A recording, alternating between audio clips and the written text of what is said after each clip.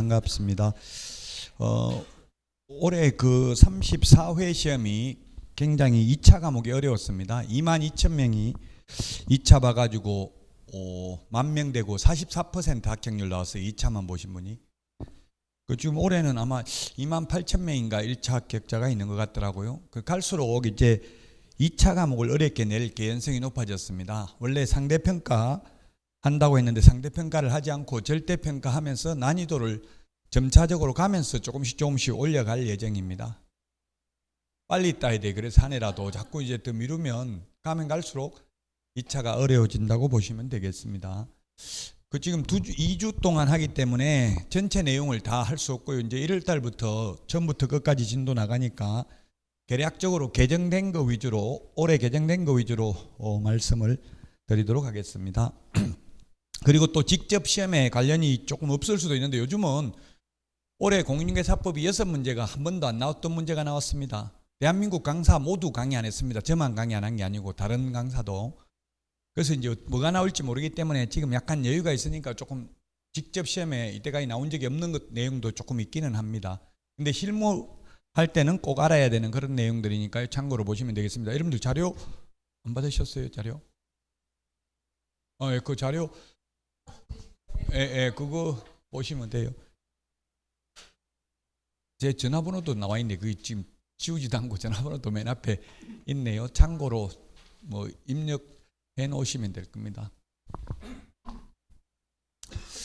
뭐 이제 프로필은 생략하고요. 바로 지금 뉴스에 나왔던 게 최근 가짜 공인중개사 50명 내세워 이런 게 뉴스에 나와가지고 이제 가짜 공인중개사는 보조원이잖아요. 자격증 없는 사람이죠. 그래서 이제 보조원 채용 상한제를 도입했습니다. 이런 것 때문에 올해 공인중개사법이 5번 개정됐습니다. 그게 전세 사기 때문에 5번이나 개정됐고요. 자, 그 다음에 빌라왕이 있었고요. 그리고 신탁 등기되어 있는 경우, 이런 게 시험에 나오진 않았지만 실무적으로는 굉장히 중요합니다. 신탁 등기되어 있는 경우는. 신탁 등기되어 있는 경우는 반드시 신탁 원부를 열람해 봐야 되고요. 수탁자 동의를 받아야 되는지 이런 걸 확인해야 되고, 안 그러면 경매가 아니고 이는 공매 넘어가죠. 신탁 등기되어 있는 거. 공매 처분을 하면 우선 배분자, 우선 수익자가 우선 배분을 받습니다. 최우선 면제 못 받습니다. 세입자들은. 최우선 면제, 우선 면제 못 받으니까 신탁 등기되어 있는 경우는 반드시 수탁자 동의 여부를 확인해야만 되겠습니다. 자, 그 다음에 다가구가 학개론 시험에 공인중개사법에 민법에 공법에 다 나왔는데 다가구는 단독주택입니다. 단독주택인데 주인은 한 명인데 세입자가 여러 명이면 만약에 전부 전세로 보증금을 내게 되면은 은행 융자까지 있어버리면 보증금하고 은행 융자하고 합해버리면 집 팔아도 충당이 안 될 수 있겠죠. 소위 깡통주택이 될 수 있으니까 여러분이 중개를 하거나 현업에 나가서 또는 직접 이제 손님 의뢰인으로서 가더라도 다가구인 경우는 반드시 전입세대 열람, 선순위 담보물건 그리고 선순위 세입자, 확정일자 받은 날 이런 거 다 확인을 해야만 될 겁니다. 다가구는 단독주택입니다. 다세대는 공동주택이죠. 공법에 나오죠. 건축법에 단독주택, 공동주택, 건축물의 용도 분류 28가지가 있습니다. 그래서 여러분들이 공부하다가 모르는 단어가 나오면 인터넷으로 네이버나 다음에 이런 데 검색을 해보시면 조금씩 여러 사람들이 글 올려놓은 거 이런 걸 보면 이해하기가 쉬울 수 있을 것입니다. 자, 그 다음에 전세 사기 주범이라고 나와 있는데 실제로는 뉴스가 가짜 뉴스죠. 주범은 딱 한 건만 있었습니다. 주범인 건 한 건밖에 없는데도 전부 주범이라고 뉴스에 이렇게 나왔습니다. 이게 지금 경향신문 올해 뉴스에 나왔던 내용인데요. 어쨌든 전세 사기와 관련된 개업공개사와 중개보조원이 431명이라고 나와 있습니다. 기소된 건이 우리나라 개업공개사가 11만 8천 명이고 공인중개사가 55만 명입니다. 그중에 400명이면 0.3% 정도 연루됐다고 보면 됩니다. 어느 조직이든 사람이 많으면 당연히 일탈 행동을 하는 사람들이 있습니다.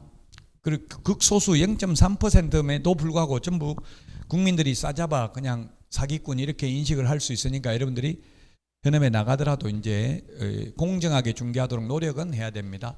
자, 건축왕이 있는데 이게 뭐 지금 건축왕, 빌라왕 이런 거는 사실 시험에는 안 나올 겁니다. 그러나 여러분들이 부동산 공부한다고 하면 물어봐 주위에서 나 그런 거 모른다 이러는 것보다는 건축왕은 진짜 건물을 지은 건축왕이고요. 아까 빌라왕은 바지 사장입니다. 명의를 넘기받은 사람입니다.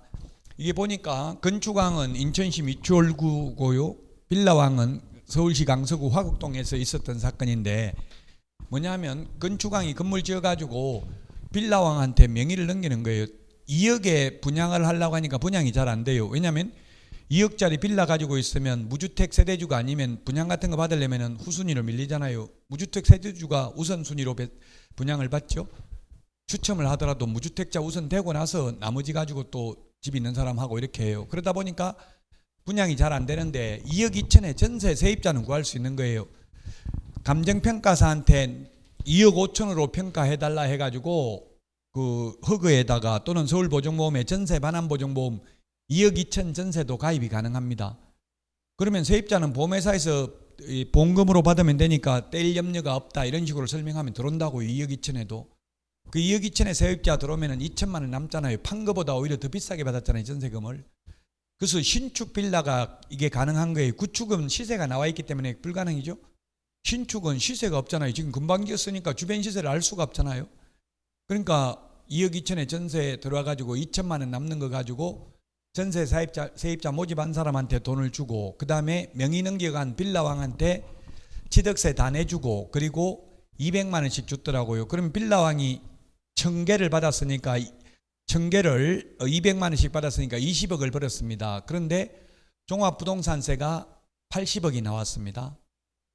60억 토해내야 되죠. 그래서 자살했습니다. 영혼이 순수하니까 자살했죠. 저 같으면 안 죽습니다. 세법 국세 제척기간 5년입니다. 5년만 세금 안 내면 됩니다. 물론 돈 있으면서 안 내면 뭐 압류해가지고 공매 넘기든지 하겠죠. 근데 여러분들도 저도 마찬가지고 돈 없다고 죽을 필요는 없어요. 돈 없어서 돈 안 갚는다고 감옥 가는 거는 아닙니다. 지금 보조원 구속 기소 80억 전세 사기 이런 게 최근에 뉴스 나왔던 거고요. 전세 사기 피해자 지원 및 주거안전에 관한 특별법 이게 2023년 올해 6월 1일부터 시행되는데요. 지금 인터넷에 쳐보면 전세 사기 피해자로 인정된 사람이 거의 뭐 한 9천 명 정도 되더라고요. 10,000명이 안 돼요.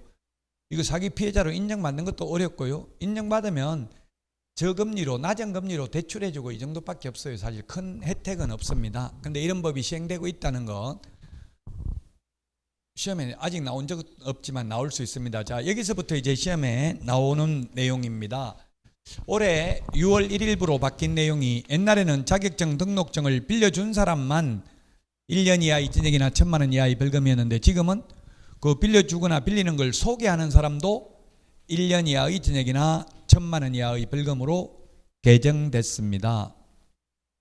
자, 그 다음에 자격 취소 사유가 거짓 부정한 방법으로 자격 취득을 한 경우, 그 다음에 양도되어 자격 정지기간 중에 업무한 경우, 공인중개사법 위반으로 징역형을 받은 경우만 자격 취소됐습니다. 그런데 이제 공인중개사법 위반으로 징역뿐만 아니라 업무 관련 범죄, 사기, 사문서 위조, 변조, 횡령, 배임, 범죄단체 조직 등의 혐의로 금고 이상의 집행유예만 받아도 자격 취소됩니다. 이제 공인중개사법에 보면 이중등록, 이중소속, 이중사무소는 1년 이하의 징역이나 1,000만 원 이하의 벌금인데 이중계약서는 징역 벌금이 따로 규정되어 있지 않습니다. 그 이유는 형법에 사문서 위조에 해당됩니다. 이중계약서를 적는 것은 사문서 위조죄가 있기 때문에.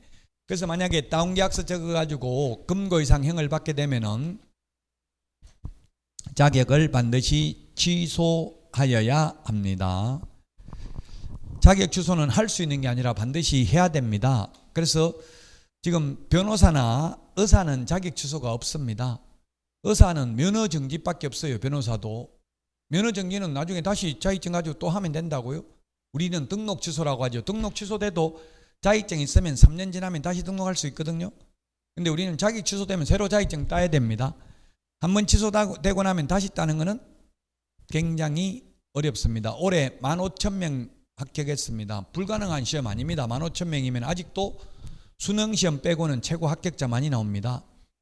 10,000명이 넘은 15,000명 뽑았으니까 그래서 끝까지 지금 처음에는 열심히 다 하는데요. 보통 제가 학원에 강의를 해보면 처음에는 열심히 하다가 막판 되면 더 이상 배울 거 없다. 맨날 똑같은 소리 하고 헛소리만 하는 것 같고 짜증나고 이러니까 그냥 혼자 해도 되겠다. 그 혼자 해도 안 되는 건 아닌데 사람이 혼자 하는 거는 진짜 독한 사람, 독하다 표현에 따라 좀 다른데요. 진짜 의지가 강한 사람 아니면 쉽지 않아요.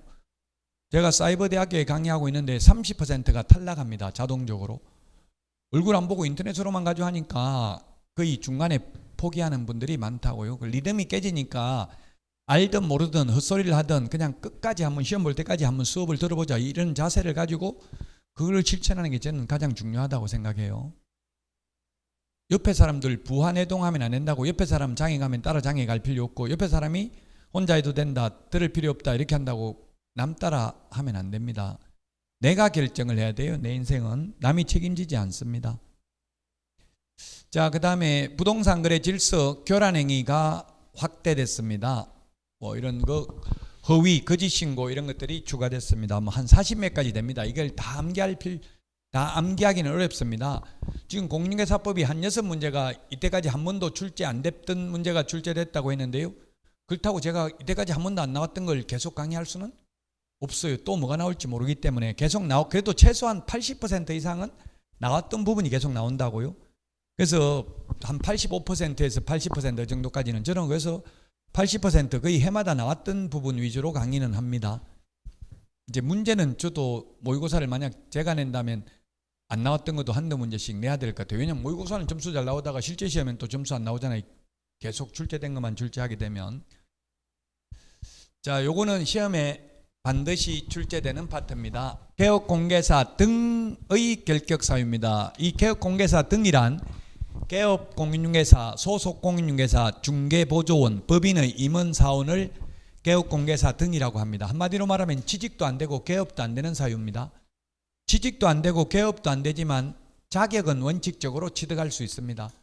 여기에 해당되어도 미성년자, 올해 보니까 미성년자 합격 인원 몇 명 있더라고요. 10대, 70대도 합격 인원이 있더라고요. 80대는 없더라고요. 90대도 시험 봤더라고요. 이번에 통계 큐넷에 들어가면은 그 공지사항에 나와 있어요. 90대도 응시를 했어요. 90분 넘은 분도 시험을 합격한 거 없고요. 80대도 합격 없고 70대는 합격이 있어요. 70대 연령은 10대 당연히 합격이 있고요. 그 10대면 미성년자잖아요. 19세 미만 미성년자도 시험은 볼 수 있다고요. 시험은 볼 수 있지만 합격도 하면 자격증도 받을 수 있지만 합격해도 취직이나 개업은 안 된다고 19세 될 때까지. 교도소 안에서 시험 봐가지고 자격증은 딸 수 있습니다. 그런데 출소하고 3년 지날 때까지 개업은 안 되고 취직은 안 된다는 뜻이에요. 즉 여기서 결격사유는 개업공인중개사 등의 결격사유이기 때문에 개업공개사 등이 될 수 없다. 즉 취직 안 되고 개업은 안 될 뿐이고 시험은 볼 수 있다. 시험 보면 당연히 합격하면 자격증도 딸 수 있다. 원칙적으로. 자, 그래서 미성년자는 시험은 볼 수 있지만 취직이나 개업은 안 된다. 미성년자가 결혼을 하면 민법에서는 혼인하면 성년으로 본다 이런 규정이 있습니다. 어제한다, 본다, 간주한다 같은 말입니다. 민법에서 민법이 아니라 학개론에서 어제부동산 이게 부동산으로 본다는 이야기죠. 본다, 간주한다, 어제한다 같은 말입니다. 자, 이게 무슨 말이냐면 성년의제 X 이 말은 성년의제가 인정되지 않는다. 즉 결혼해도 미성년자는 취직도 안 되고 개업도 안 된다는 뜻입니다. 오직 나이를 먹는 길밖에 없습니다. 만 19세 되는 길밖에 없습니다. 지금 나이는 만 나이죠. 요즘은 아마 네이버나 다음에 제 이름 검색해보세요. 몇 살로 돼 있는지 나이 빨리 모르는 거 나오면 자꾸 검색해 보시면 도움이 많이 되죠. 만 나이입니다. 만 나이로 다 나와 있습니다. 요즘은. 자, 그 다음에 법정 대리인 동의 X 이 말은 부모 동의 받아도 미성년자는 취직이 안 된다고 중개업소에 24시간 검색했어요. 24시간 편의점은 부모 동의 받으면 근무할 수 있습니다. 그러나 중개업소에는 안 된다고요. 즉 민법하고 공인중개사법이 다른 게 민법상 미성년자 즉 제한능력자 제도는 그 미성년자를 보호하기 위해서 있는 제도고요. 우리 공인중개사법에서 미성년자를 취직 못하도록 하는 것은 미성년자를 보호하려는 게 아니라 국민들, 의뢰인들을 보호하기 위한 취지입니다. 입법 취지가 다르기 때문에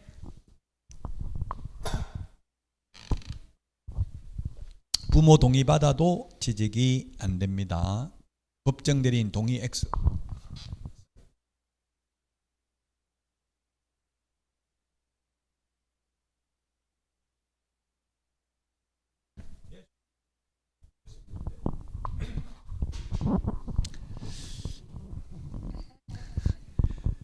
네, 그래서 결론은 미성년자가 결격 취직하거나 개업하려면 오로지 나이를 먹어야 된다. 19세.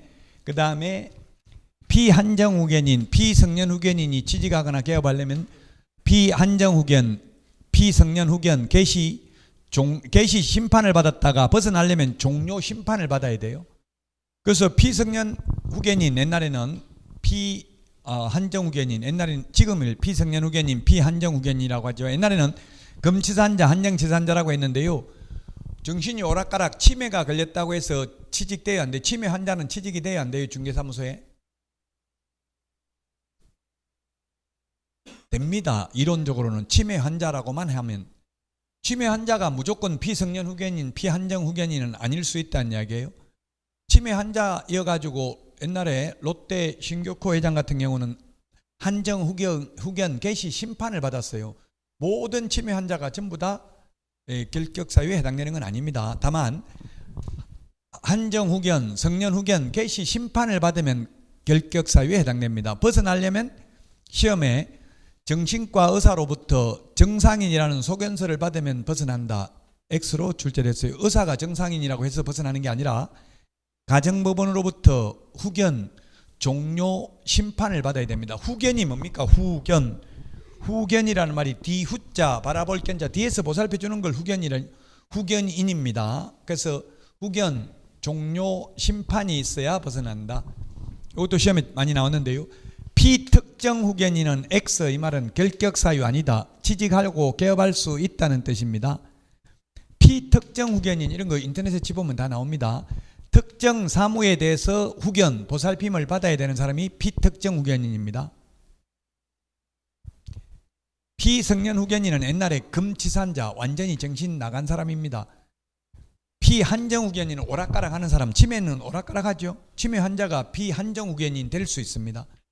될 수 있는 거지 무조건 되는 게 아니고 법원으로부터 후견 개시 심판이 있어야 된다고요. 그러니까 여러분들이 만약에 부모님이 정신이 오락가락 하는데 그 재산 다 처분해 버릴 수도 있잖아요. 누구한테 주부릴 수도 있잖아요. 그럼 그렇게 못하게 한정 후견 개시 심판을 받아두면 법정 대리인의 동의가 있어야만 법률행위 할 수 있죠. 집을 팔 수 있습니다. 자, 그 다음에 파산 선고받은 자, 요거는 시험에 반드시 나와요. 이거는 최근 35년간 해마다 출제됐어요. 개업공개사 등의 결격 사유는. 근데 좀 어려워요. 지금 이게 민법이고 요거는 제한 능력자는 파산자는 채무자 회생 및 파산에 관한 법률에 있습니다. 파산 선고받아야 결격 사유입니다. 결론 말하면 복권 결정이 있어야 벗어납니다. 그래서 시험에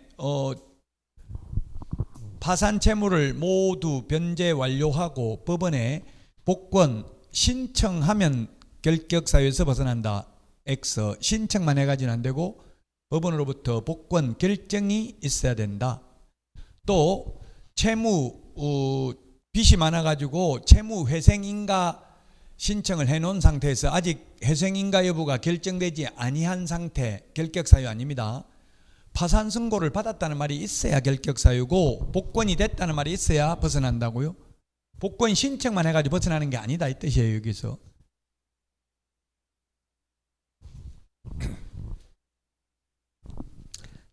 자, 그 다음에 수형자, 받을 수, 형을 받은 자 이 뜻이에요. 수형자, 받을 수자, 형을 받은 자. 시험에 수형자는 나온 적이 없어요. 수형자라는 표현으로 나온 적 없다고요. 그럼 뭐가 나왔냐면 금고 이상 형을 선고받고 그 집행이 종료되거나 집행을 받지 않냐기로 확정된 후 3년 미경과자입니다. 3년 미경과자. 교도소에서 출소해도 3년 동안은 취직도 안 되고 개업도 안 된다고요? 좀 이거는 뭐 이게 제가 우리는 시험 공부니까 이렇게 결론만 말하지만 제가 볼 때는 논리적으로 보면 그럼 교도소 한 번 갔다 오면 3년 동안 중개 보조원도 취직이 안 되면 먹고 살 수 없으니까 또 슈퍼에 가서 물건 훔치고 자수하잖아. 나 좀 감옥에 보내달라고. 왜냐면 교도소에 가면 밥은 공짜로 주잖아요. 또 일하면 일당도 주죠. 밖에서 살면 밥 먹기도 쉽지 않아요. 어디 가서 잘못하면 굶어 죽어요. 그게 문제라고. 3년 동안 취직도 안 되니까, 보조원으로 취직도 안 되니까요. 제 생각에는 그냥 교도소에서 나오면 보조원으로 취직하는 거는 교도소에 있을 때는 안 되지만 허용해야 되는데, 어쨌든 3년 지나야 됩니다. 3년. 결론은 3년 동안 교도소에 있다 나오면 3년 동안은 취직도 안 되고 개업도 안 됩니다. 가석방, 가짜 석방입니다. 가석방. 가짜 석방은 형기의 3분의 1을 채우면 가석방 될 수 있습니다. 징역 3년 선고받은 사람은 1년만 지나면 가석방 될 수 있습니다. 그래서 가석방 되면 시험에 가석방 된 날로부터 3년 지나면 결격 사유에서 벗어난다 X입니다. 남은 자녀 형기를 가석방 기간이라고 합니다. 가석방 기간 경과 후 3년 지나야 됩니다. 즉 징역 3년을 선고받고 2년 남았는데 1년 만에 가석방 됐으면 아직 2년 더 남았잖아요. 그 남은 2년 더하기 3년 지나야 됩니다. 가석방 된 날로부터 3년 지나면 벗어난다 X, 이렇게 시험에 나왔다고요. 지금 다 이해되면 그게 독이 됩니다. 오히려 안 좋아요. 지금 모르는 게 많아요. 한 10분의 1만 이해되면 된다. 이해든 암기든. 2차 과목은 좀 솔직히 말하면 암기가 많습니다. 어느 정도 이해는 바탕이 돼야 되지만 이런 거 3년, 2년 이런 거는 암기해야지. 숫자가 왜 3년이냐 이거 따져봐야 답 안 나오죠. 일단 숫자는 암기해야 됩니다. 그 암기할 수 있도록 이제 나중에 프린터 내드립니다. 암기 프린터는. 어쨌든 이해하려고 노력하면서 생각을 하면서 암기를 해야 되고요. 2차 과목은 대체로 좀 암기 과목입니다. 1차는 50% 암기, 50% 이해. 2차 과목은 한 80% 암기, 한 20% 암기, 이 정도입니다. 제가 느끼기로는. 자, 그 다음에 법률 변경, 특별사면 형의 시효 완성돼도 3년 지나야 된다. 특별사면은 3년 지나야 되는데 일반사면은 즉시 벗어납니다. 뭐가 더 좋은 거예요? 일반사면, 특별사면 인터넷에 집어보면 사면법에 규정되어 있습니다. 사면법은 우리 시험 범위 아닙니다. 그래서 우리 시험에는 결론만 나온다고요. 일반사면은 즉시 벗어나고 특별사면은 3년 지나야 벗어난다. 어떻게 특별사면 어떻게 하는지 사실은 몰라도 됩니다. 그러나 그냥 단순히 그렇게만 암기하면 자꾸 까먹으니까 이제 일반사면이 뭔지 특별사면이 뭔지를 알고 싶으면 인터넷 찾아보면 나와 있다고요. 어쨌든 뉴스에 나오는 거 보면 누구 특별사면 됐다, 일반사면 됐다, 뭐가 뉴스에 많이 나와요? 특별사면 됐다는 말은 나와도 일반사면 됐다는 말은 없죠. 특사, 8.15 특사, 뭐 강복절 특사 이런 말을 들어봤지만 일사라고 안 하고 대사라고 합니다. 대사면 됐다 이 말은 없어요. 왜냐하면 뭐 시험에는 안 나온다. 시험에는 결론만 나온다 했어요. 이게 3년 즉시 결론만 나오는데 참고로 이제 이해를 돕기 위해서 말씀드리는 거고요. 일반 사면은 국회 동의를 받아야 됩니다. 대통령 마음대로 못 합니다. 특별 사면은 대통령 마음대로 합니다. 국회 동의 안 받아도 됩니다. 우리나라는 여당이든 야당이든 당이 바뀌면 무조건 상대당이 하면 반대합니다. 무조건. 거의 무조건 반대해요. 뭐 무조건이라고는 단정할 수는 없지만 대부분 반대합니다. 상대당이 추진하면은 거의. 예를 들면 지금 국민의힘이 군포가 아니다. 김포시를 서울로 편입하겠다 이렇게 하니까 또 그거는 야당에서는 그거는 반대하고 김포 5호선 예비 타당성 조사 면제하자 이런 법안을 또 통과시키려니까 국민의힘에서는 또 그거는 반대하고 서로 그렇게 하는 거예요. 서로가 상대방이 찬성하는 거는 반대한다고 서로가.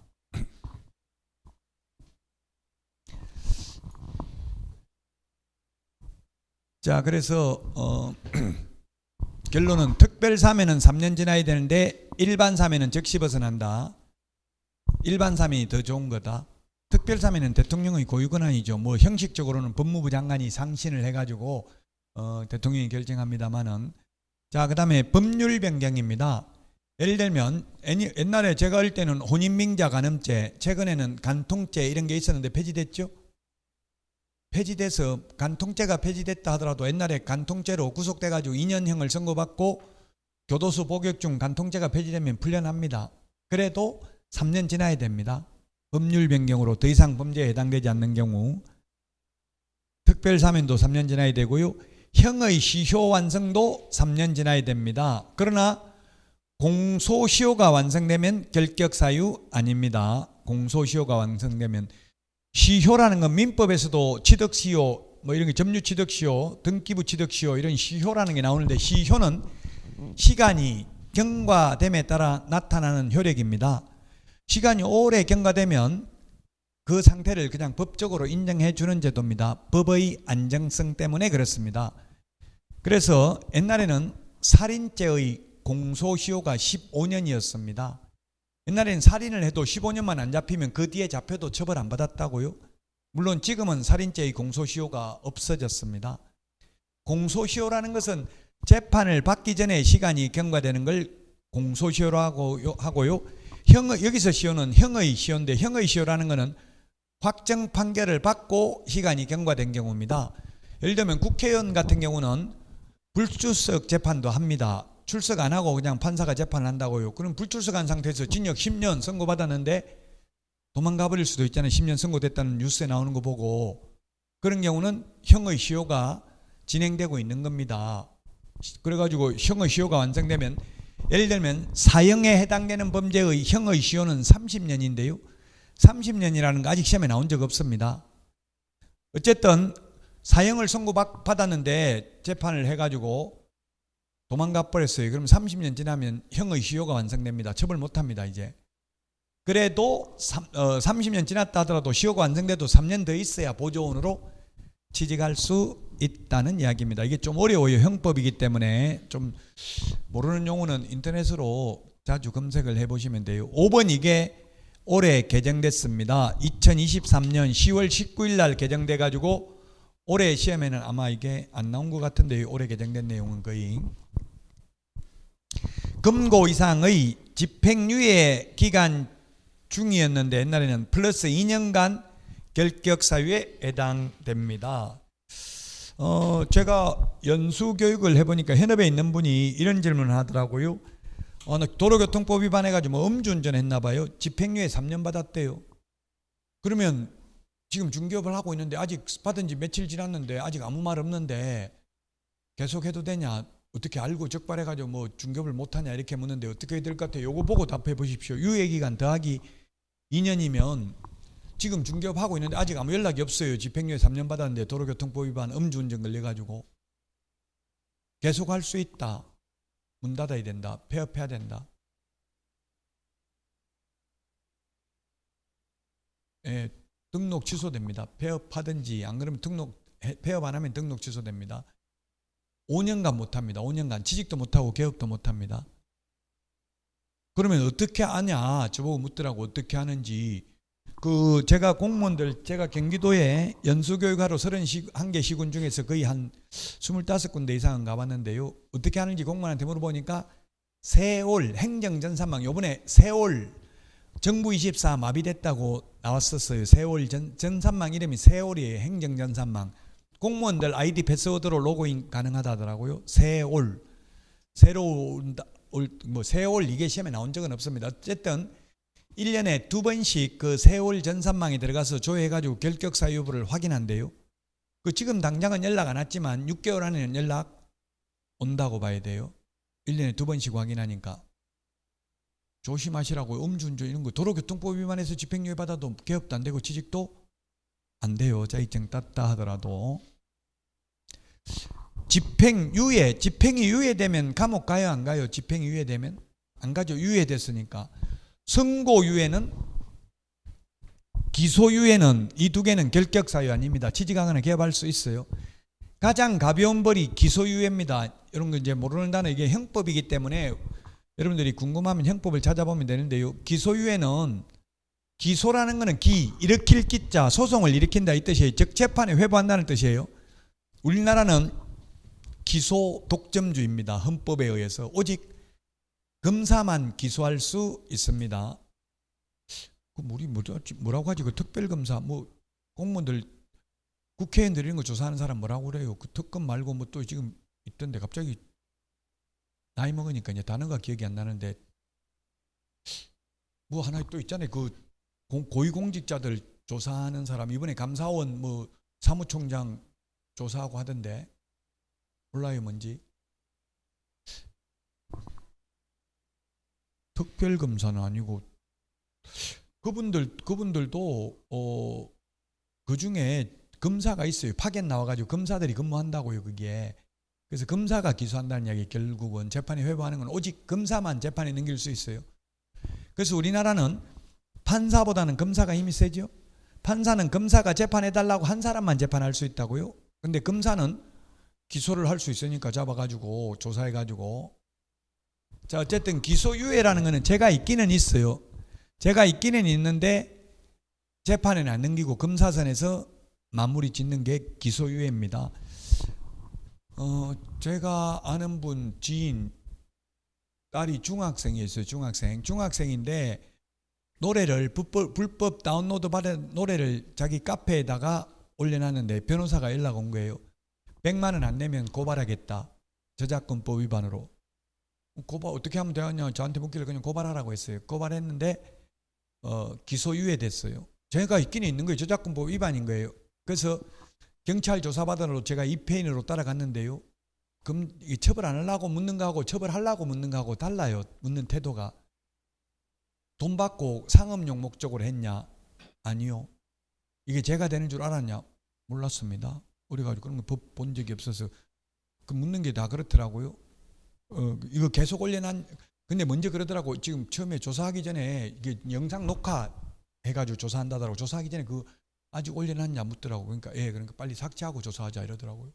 근데 조사하면서 지금 그거 아직도 카페에 올려놨냐 아니면 내렸냐 하니까 내렸습니다. 내리라고 해서 내렸잖아요 좀 전에. 그러니까 기소유예 나오더라고. 처벌 안 하려고 조사한 거죠.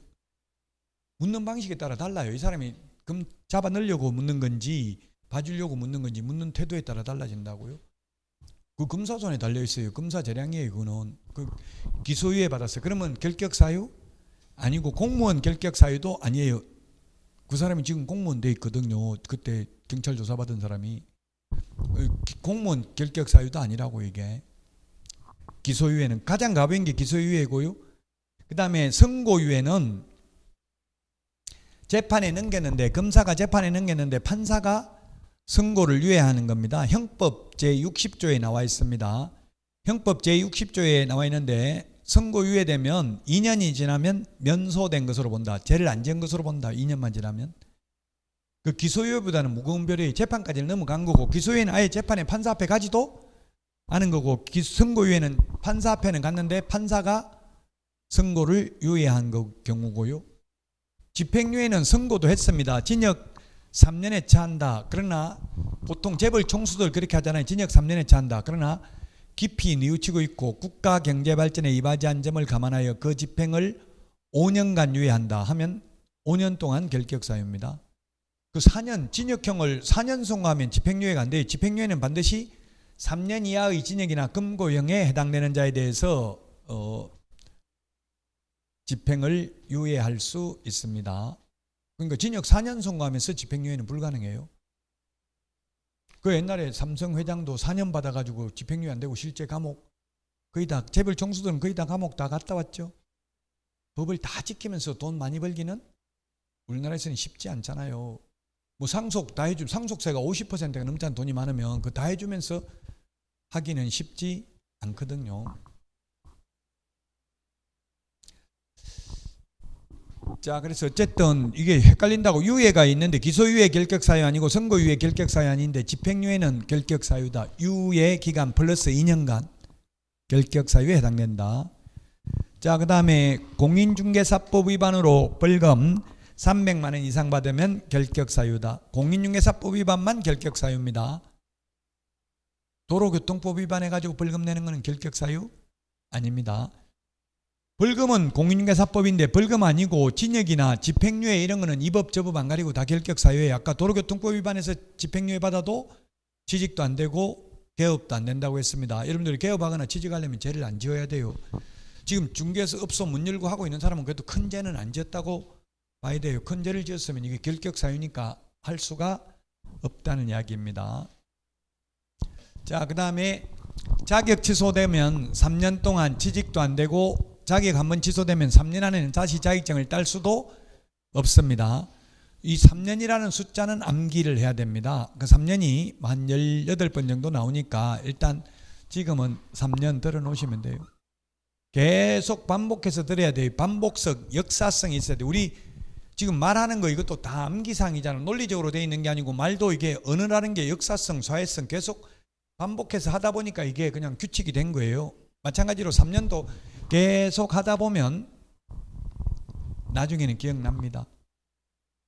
그 다음에 자격정지, 업무정지 기간 중에 있는 자입니다. 이게 자격정지 처분을 받고 그 정지기간 중에 있는 자 이 말이에요. 자격정지라는 것은 소속 공인중개사에게 쓰는 표현입니다. 소속 공인중개사는 자격증 따가지고 취직한 사람이죠. 소속 공인중개사가 6개월 범위 내에서 자격정지될 수 있고요. 만약 6개월 동안 자격정지됐으면 6개월 안에는 다른 데 가서 그만두더라도 취직도 안 되고 그만두더라도 개업도 할 수 없다는 뜻이에요. 나쁜 짓 해가지고 자격정지됐으면, 등록 취소됐으면 3년 동안은 다시 취직도 안 되고 다시 개업도 안 된다. 3년 지나면 이제 옛날 자격증 가지고 등록하면 됩니다. 업무정지 처분을 받고 그 정지기간 중에 있는 자, 최대 업무정지 자격정지 최대 6개월입니다. 그 다음에 법인의 업무정지 사유 발생 당시 임원 또는 사원이었던 자입니다. 사유 발생 당시입니다. 처분 당시가 아니라 사유 발생 당시가 되겠습니다. 자, 결격 사유에 해당하는 임원은 2개월 이내에 그 사유를 해소해야 되고, 해소 안 하면 절대적 취소, 절대적 등록 취소, 반드시 등록 취소, 필요적 등록 취소, 등록 취소 하여야 한다. 절취, 필취 같은 말입니다. 강사들에 따라서 표현을 다르게 하고 있을 뿐입니다. 2개월입니다. 2개월. 시험에 숫자 기본적으로 암기해야 됩니다. 2개월 이내에. 시험에 1개월 이내에 X 이렇게 나왔어요. 지금 처음 태어나서 공부하신다면 엄청나게 헷갈릴 수밖에 없어요. 그러다가 시험 보기 전에 다 정리가 됩니다. 그러니까 지금 모르더라도, 이해가 안 되더라도 너무 슬퍼하거나 노여하지 마시고 계속 들으면서 조금씩 단계를 올라가야 돼. 한 번에 다 100% 이해해버리면 그 다음 달부터 듣기가 싫어요. 지겨워서. 다 아는 거 듣고 있는 게 쉽지 않잖아요. 자, 결격 사유에 해당되면 등록 불가, 등록이 개업입니다. 개업. 등록증, 개업하는 걸 등록이라고 그래요. 등록 대장에 올리는 거죠. 개업이 안 된다. 등록 이미 개업됐다면 반드시 취소, 절대적 취소, 줄여서 절취, 필취, 반드시 등록을 취소해야 된다. 직원으로 고용하기 전에는 결격 사유에 해당되면 고용 불가능이다. 이미 고용되어 있다면 고용관계를 종료해야 된다. 잘라야 된다. 해고해야 된다. 법인이 2개월 이내에 임원에 대해서 그 사유를 해소하지 않는 경우에는 절대적 등록 취소고요. 그 다음에 일반 소속 공인중개사나 중개보조원, 일반 직원들은 2개월 이내에 결격 사유에 해당된 사람을 해고 안 하면 사장인 개업공개사가 6월 이하의 업무정지 처분을 받습니다. 등록관청은 결격 여부를 관계기관에 줘야 한다고 했는데 이 관계기관이 현실적으로는 세월이라는 행정전산망입니다. 시험에는 세월이라고 안 나오고 그냥 관계기관에 조회 가능하다. 그래서 1년에 2번씩 조회를 한답니다. 경합범인 경우, 경합범은 경쟁적으로 합해서 여러 개의 죄를 지은 사람의 경우에는 벌금형을 선고할 때는 반드시 공인중개사법 위반으로 벌금 얼마, 다른 사기죄로 벌금 얼마 분리해서 선고해야 된다. 왜?